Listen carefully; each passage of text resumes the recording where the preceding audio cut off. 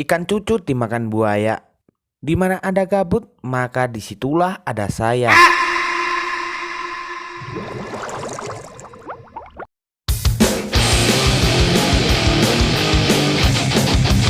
Halo sobat makan sekalian, kembali lagi bersama saya Abda.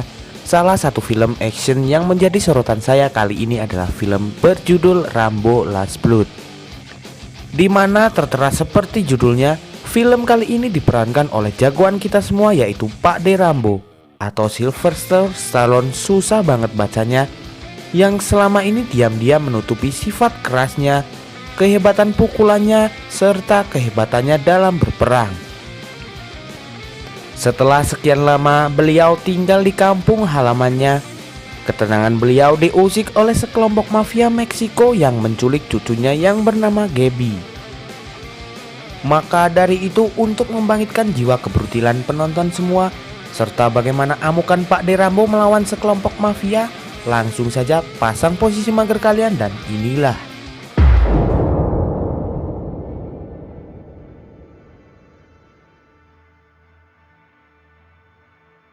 Film kembali dibuka dengan memperlihatkan John menjalani kehidupan yang tenang, di mana ia kali ini tak terjun lagi ke dalam perang-perang seperti dulu karena ditakutkan kesehatannya akan membahayakan hidupnya.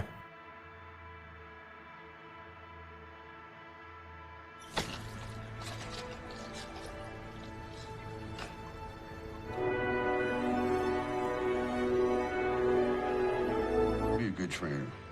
She's got away with horses. What do you think? Kini John sendiri memilih untuk hidup tenang di sebuah kota dan hidup tenang sebagai warga biasa. Di mana saat John mendengar berita bahwa beberapa pendaki terjebak dalam badai di atas gunung, hal itu menggugah jiwa penyelamat dan jiwa survivalnya untuk menyelamatkan orang yang sedang dalam bahaya.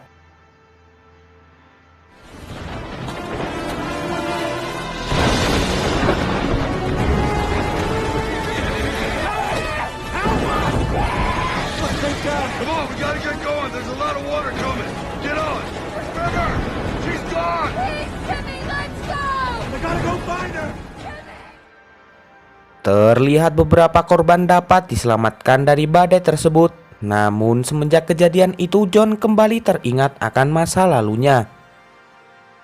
Adegan pun berpindah di mana saat ini John sering menghabiskan waktunya di gorong-gorong bawah tanah yang ia buat sendiri. Terlihat John sangat sulit melupakan jati dirinya sebagai tentara veteran Amerika yang sangat bisa diandalkan. Dan juga tampak foto yang terpajang di dinding, terlihat juga John mempunyai seorang cucu bernama Gabby. Kali ini Gabby pulang ke rumah dan betapa kagetnya John saat Gabby pulang. Gabby berkata bahwa kali ini Gabby ingin pergi mencari ayahnya di Meksiko. I can help. Okay. How'd it go last night? Well, not that many happened last night. About the people who died. Di mana tanpa angin tanpa hujan, Gabby menemukan lokasi di mana ayahnya tinggal. Lokasi tersebut ternyata sangat jauh dari kediamannya saat ini, yaitu di Meksiko. Tatkala salah seorang temannya menelpon yang bernama Giselle, mengabarkan bahwa lokasi ayahnya Gabby telah ditemukan. Lalu tanpa berpikir panjang, siang itu pun Gabby berangkat menuju Meksiko untuk mencari ayahnya. Diceritakan Gabby telah ditinggal oleh ayahnya dan hanya tinggal dengan neneknya semenjak Gabby masih kecil dan sudah 20 tahun lamanya.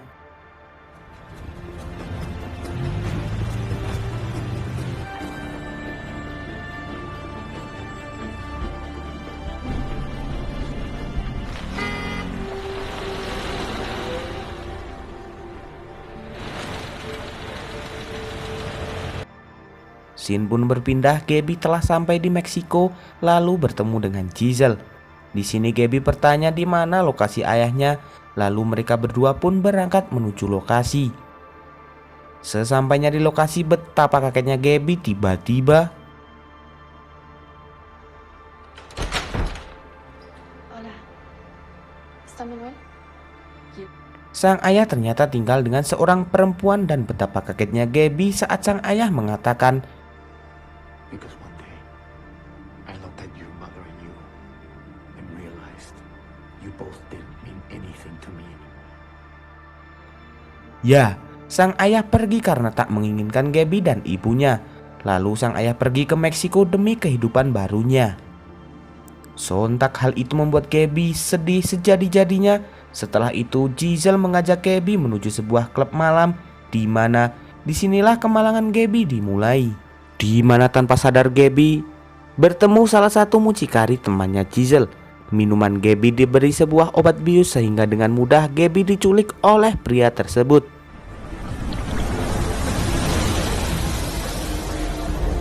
Setelah itu Gabby dibawa menuju salah satu tempat lokalisasi di daerah tersebut. Scene pun berganti di mana diketahui lokalisasi itu milik bos besar mafia bernama Victor dan Antonio. Dan kini Gabby akan sangat sulit keluar dari sana. Lalu adegan berpindah lagi kepada Pak John saat mendengar bahwa Gabby menghilang setelah menemui ayahnya di kota. Tak butuh waktu lama John pun bergegas berangkat menuju Meksiko untuk segera menyelamatkan cucu perempuannya itu.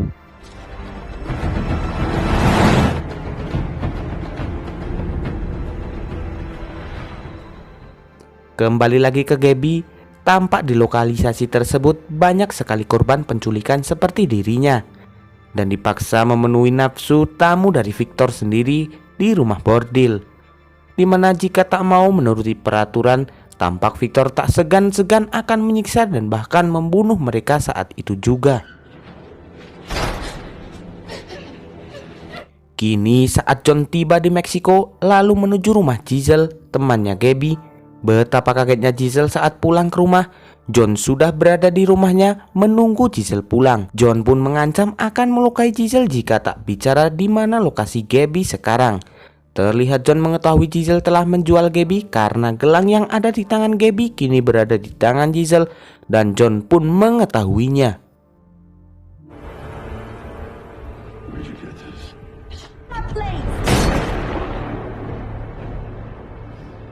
Setelah itu John berusaha menemui ayah Gabby lalu bertanya dan mengancamnya karena ia tak tahu Gabby berada. John pun melanjutkan pencariannya ke klub malam bersama Giselle.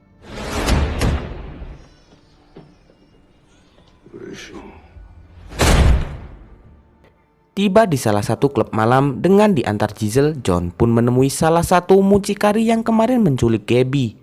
Tanpa sadar salah satu agen perempuan bernama Anna terlihat mengamati John yang akan menangkap mucikari tersebut. Dan benar saja saat mucikari itu berada di mobilnya, apa yang terjadi?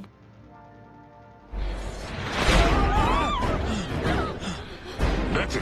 ¿Dónde está? Yo no conozco esa pinche morra, cabrón. Tiba-tiba John datang dari belakang dan menikam orang tersebut lalu mengancam untuk mengetahui di mana lokasi Gabby sekarang. Setibanya di lokasi, John menaiki sebuah tangga sendiri mencari lokasi itu. Sampai akhirnya saat berusaha menghindar, John tersudut dan berhasil terkepung banyak orang.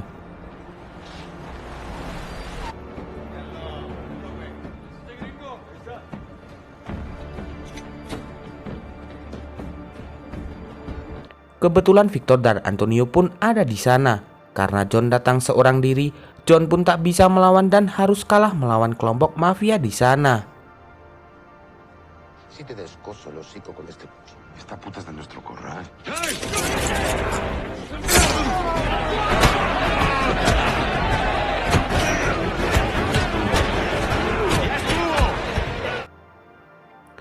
Setelah itu, saat tak sengaja foto Gabby yang ada di saku John diambil oleh Victor. Victor dan Antonio pun mengetahui tujuan John adalah mencari Gabby, cucunya, yang kebetulan kemarin dibawa ke markas Victor. Terlihat dari KTP yang dibawa John, bahwa John datang dari jauh demi menemukan Gabby yang kini telah menjadi tawanan Victor di markasnya. Lalu setelah kejadian tersebut, John tampak sudah tak sadarkan diri, di mana Anna yang tak tega lalu bergegas menyelamatkan John dan membawa pulang untuk merawatnya, hingga John sadar dari traumanya. Tiba di lokasi Gabby yang sudah lemah kembali disiksa oleh Victor, karena sejak John datang kini terdapat sebuah ancaman bagi rombongan mafia di sana.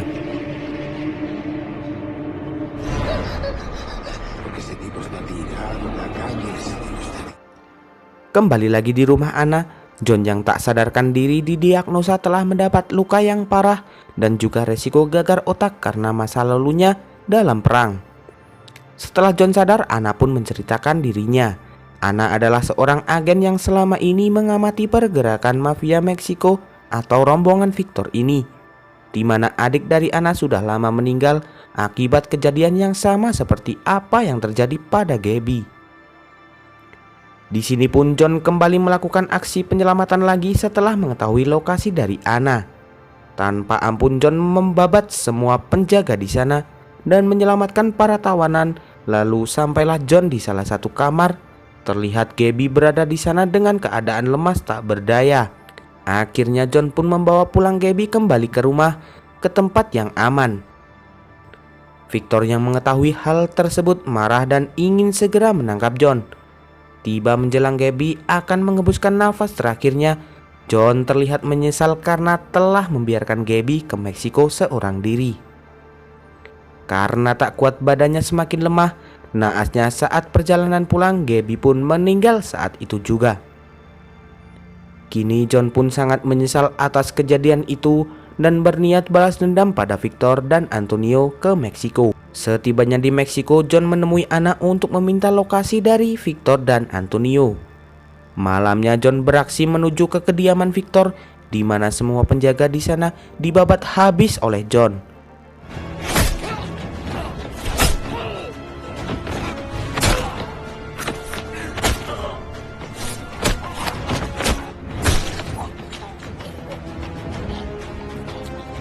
Tiba pada giliran Victor yang berada di kamarnya, ia harus merasakan amarah dari John sendiri.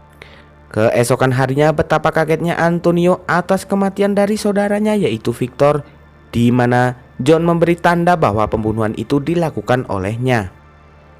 Tak berselang lama Antonio dan rombongannya pun langsung bergegas membawa senjata perang lalu menuju Florida untuk mencari John. Tak luput di sini John juga bersiap melakukan perang melawan mafia tersebut. Terlihat John mulai menyusun strategi dan ranjau di area rumah dan lorong.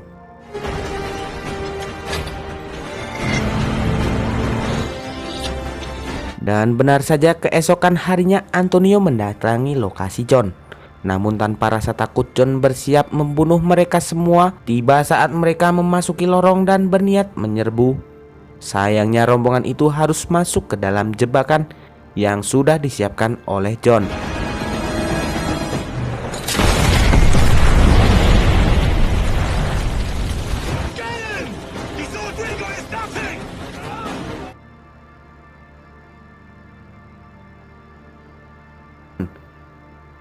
Dikarenakan John sangat ahli dalam perang, juga mengetahui lokasi lorong tersebut, satu persatu pasukan Antonio pun dibabat oleh John.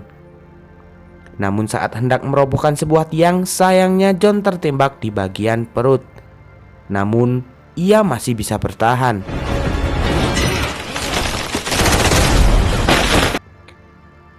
Dan akhirnya tiba di pertarungan terakhir. John yang terluka parah pun menyalakan sebuah radio untuk mengelabui pendengaran mereka. Antonio yang semakin panik itu akhirnya lari seorang diri karena lorong itu akan segera diledakkan oleh John. Hingga saat Antonio sampai ke atas, di dalam kandang kuda secara tiba-tiba John datang dengan menggunakan panah dan target Antonio pun terkena panah dari John.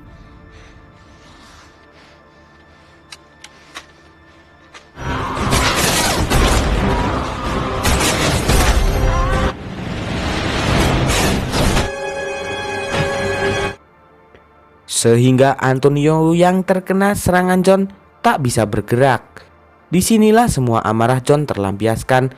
Saat Antonio tak berdaya, John pun menusuk dadanya lalu mengambil jantung Antonio hingga sekarat. Dan di ending dari film ini, John kembali teringat masa lalunya dengan keluarganya dan juga Gabby. Dengan duduk di teras rumah sambil mengingat semua kejadian di masa lalu, kini John bisa tenang melanjutkan sisa hidupnya. Dan film pun berakhir. Dan oke Sobat Mager, segini dulu alur cerita film kali ini. Terima kasih telah menonton video ini. Jika Sobat Mager suka, jangan lupa tekan tombol subscribe dan nyalakan lonceng notifikasinya. Sampai bertemu di konten selanjutnya. Assalamualaikum warahmatullahi wabarakatuh.